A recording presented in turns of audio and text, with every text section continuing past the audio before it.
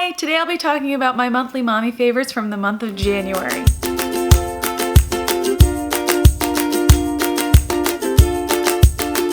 Welcome back to Project Happy Home. To all you regular subscribers, thank you so much for subscribing. And if you're new here, I'm Tanya. I'm an MD-JD turned stay-at-home, work-at-home mom who is homeschooling 3 incredibly loud, incredibly wonderful children ages 7, 4, and 2, one of whom has ADHD. If you'd like to learn more about spiritual yet secular homeschooling, you've come to the right place. So you guys, I'm sorry I didn't do a December month mommy favorites. The holiday season just got away from me. It was just a little bit too busy to fit in regular videos, but I would like to make this a monthly affair. And if you'd like to join in, I'd really appreciate it. So just link up down below, comment and add your video link down below. And I would love it to become a regular monthly conversation between us moms. My monthly favorites are basically beauty items and reading aids, I suppose you could say. One of my first monthly favorites came from my Sephora hauls. If you saw those videos, this was, I think, from the Skin Wonderland box, and it is by Pharmacy. They had a really cute size, so it's lasted me at least a month now.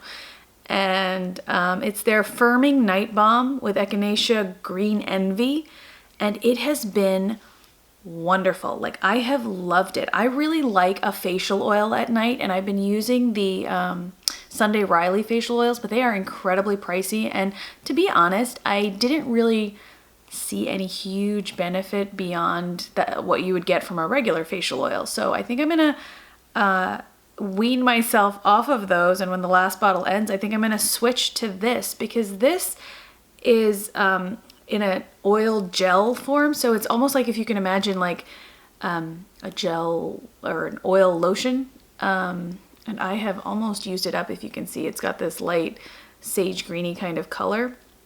There's still quite a bit in the wells, but it has a very like creamy kind of oil-like texture, and it glides on really nicely. It has like an herbal scent, but not nearly as unpleasant as a lot of the Sunday Riley ones. And it's a renewing night treatment, a lightweight balm that transforms into a gentle oil gel. I think it's an oil gel straight out of the thing. I wouldn't call it a balm texture at all. And it takes a little bit of getting used to, but it is so soothing. And I definitely felt like my face was hydrated in the morning. And I just really love it. So if you want to try a facial oil, but you don't really like the greasy oil feeling at night, this might be a nice little entry product for you. But I think I might stick with this for a little while, especially during the winter months when I feel like my face needs more hydration at night. My other item...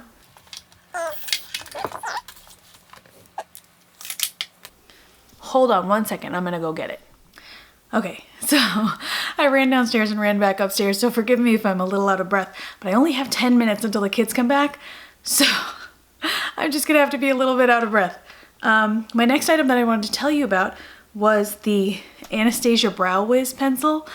This is talked about a lot in magazines and on beauty vlogger sites. If you don't have this, you need this in your life. This is ride or die, must have beauty product in my opinion. I have tried cheaper brow pencils, drugstore brow pencils.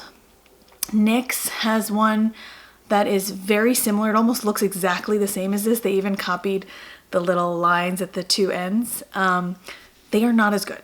They just aren't. They don't last all day. They don't give as precise of a line. It's not as easy to apply.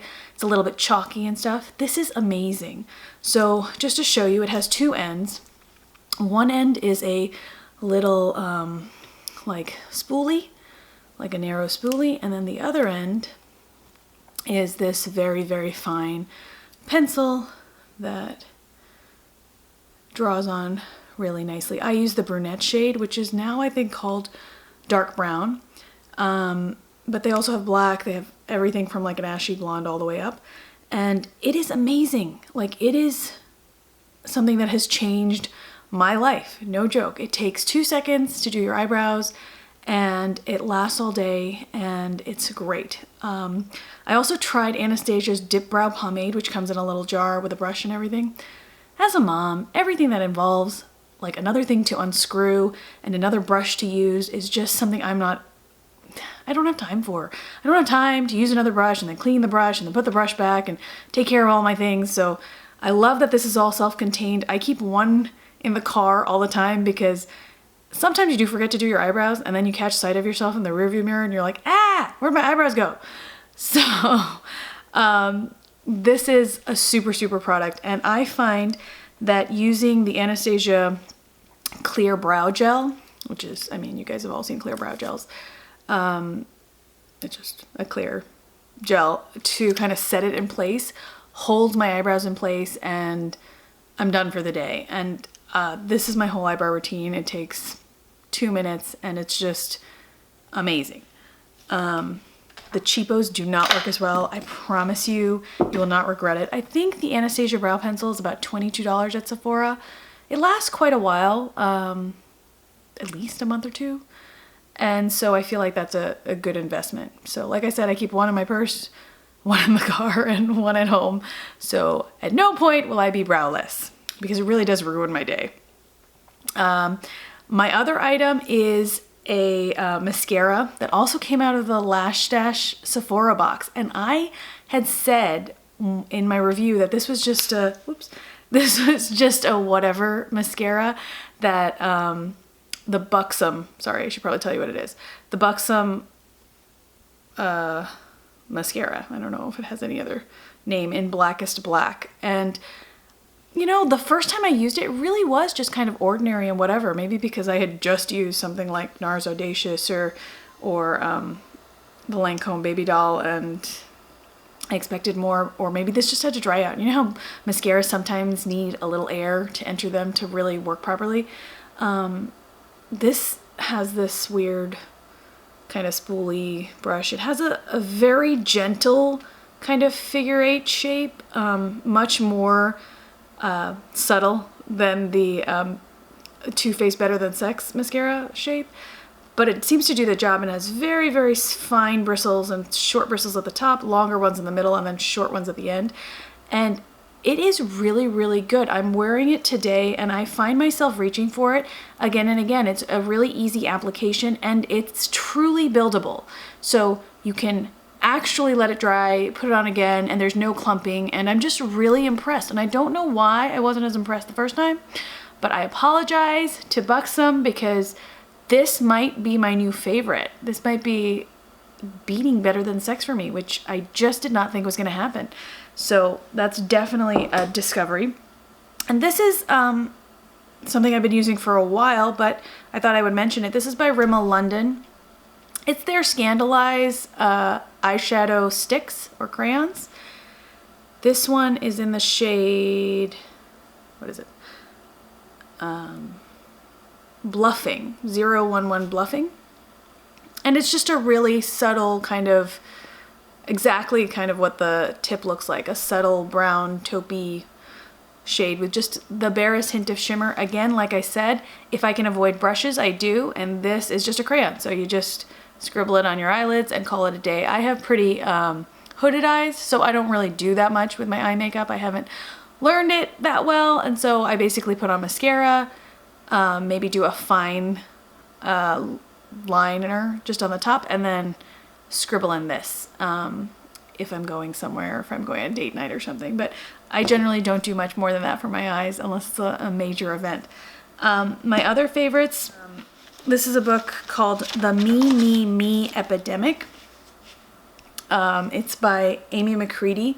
I picked it up at a thrift store, and I realized after I picked it up that Amy McCready is the founder of the Positive Parenting Solutions website and course. It's like an online course that you can do, and I'm considering doing it this year. I haven't decided yet. I'd like to finish the book first and see, but it is excellent. I've been underlining and circling and starring all over the place, and it really just talks about what children need and what they're looking for, and how a lot of our motivations and actions are driven by our desire to belong to the family and to know our place in the family, to know that we have significance in that family unit. And so even bad behaviors of children are sometimes born of a desire to fit whatever role they see themselves occupying. So if you have the child who's always throwing a tantrum or always being disrespectful, they might see that as their role. That is how they belong in this family. So part of it is rewriting that script and giving each kid enough individual attention so that they don't feel the need to gain your attention in a negative way. And I think it all just makes sense to me. I just randomly opened to this quote, which I had starred, and I think it's so important. It says, "Childhood happiness has become the scorecard by which adults measure their success or failure as parents. Constantly striving to please your kids turns them into your boss. Their happiness becomes your performance review." And that's by Lisa Earl McLeod, the author of The Triangle of Truth. And I don't know if I consider my children's happiness my scorecard, but I know that I do kind of try to make them happy as opposed to obedient a lot. And I will take the easy way out sometimes, which then leads to like a bad habit forming for them, where they know that if they push me this far, or if they say it this many times, or if they whine this loud, especially if I'm busy doing something else, I will give in. So part of that is my own responsibility and taking on my own part in making them grumpy and whiny and encouraging those behaviors. So I need to take myself in hand and deal with the hard 5 minutes so that they don't learn that this negative behavior will get them what they want. So I've been really enjoying this book. Again, it's the Me Me Epidemic. I'm thinking about starting a book review series of videos where every month or so I will do an entire review on a parenting book or a homeschooling book or an ADHD book that I'm reading. And if you'd like to see more of those, let me know in the comments down below. If it's not something that interests you, please let me know that too, so that I don't waste my time on it. If you haven't seen my Hobo Michi 2017 planner setup and unboxing, I'll link it up below, but I think you should check it out, because if you like to journal and plan in one place, this is an excellent planner to think about. Story. I just wanted to show you a really quick little update on how I'm using it. Again, like I said, I have the trackers for my my water intake at the top. I color code the children's events and mine and work responsibilities. I have a little to-do list that runs down this side, divided by home, work, my husband, my kids, Cub Scouts, and then I have a notes section at the bottom. So this is my spread. It's kind of organized the way a passion planner is, where you put down what you would like to do on the sides, and then in my day, between the colored events, I put in the to-dos for the day. I just pull them out from this list and move them over here if I think I can get them done. Right here at the bottom, I have a little section for who I've called and who I plan to call and who I've mailed to and what I plan to mail. And I've just been really enjoying this again for the second year in a row. One other thing I added at the back were these habit tracker printables. And so I just write down, I have a January one, but this is just a blank one to show you. I write down the habits I want to track, and then straight across you can just exit out or color in what you've been doing. So I have like my chore trackers there for myself, like cleaning and stuff like that. Fun things that I'd like to do, some goals that I'm setting for myself, like meditating and yoga. So I'm tracking that there as well. One other thing that I'm doing in this journal is in the journaling section, which is these blank daily pages, I've been writing in questions from the Daily Greatness parenting journal, which I also reviewed and I will link up above. This journal has been super. I have been very good at staying on top of it. I did find out though that I don't like, again, having two different journals or two different books to write things in. So what I've started to do is when I get to a page, I will take the questions that they have laid out and I'll just transfer them straight into my daily pages in my Hobo Michi. And so then I write the answers in my Hobo Michi. Like I bullet out the questions and write the answers. And so it has forced me to journal in my Hobo Michi in the morning, which has changed my morning and my mindset so much, I cannot tell you. And then I also journal at night because I have to answer and reflect upon the day, and it's just been really good. And because the Hobo Michi has so many fine lines, I have enough space to do that and to also do my own personal journaling and list my gratefuls for the day, and it's all in one place. And I feel like this year's journal especially is really reflecting my journey as a mom and a woman, as a parent. My last favorite is tied in with all of this because my husband wakes up super early for work, and so he goes to sleep very early, and I like to be in the bedroom too. And so a book light is very helpful in terms of my reading goals and my journaling goals. This is by Lumineux Light. It was just very highly ranked on Amazon. I'll link it down below. And it's got two different lights, two different intensities, which is nice. And it's got a really strong little clip, and it can clip onto the very back of a book. It's been working in paperbacks and everything. It doesn't really budge or turn because the light is really flexible and lightweight. So if I want it to be really close to the page, I can do that. Or if I want it to be bigger for a project-based thing, I can do that too. But really easy to use, really flexible. I like that the head of it can twist in every direction. So sometimes I'll clip it the other way for whatever reason if the pages just allow for that better. But really helpful to have a book light if you want to keep reading at night. So those were my monthly mommy favorites for January. I hope you enjoyed them. Again, if you have your own monthly mommy favorites video, I would love it if you would list your link down below. I know that Michelle over at A Common Life has already done her monthly favorites video, I think for December, but she just posted it last week. I'll link that down below also. And you should definitely check those out. I think it's so great to see what moms have been enjoying and using. It's not always about the kids all the time. And I think we should remember that and try to treat ourselves and take care of ourselves as well. So as always, thank you so much for watching this video, and I wish you the very best day.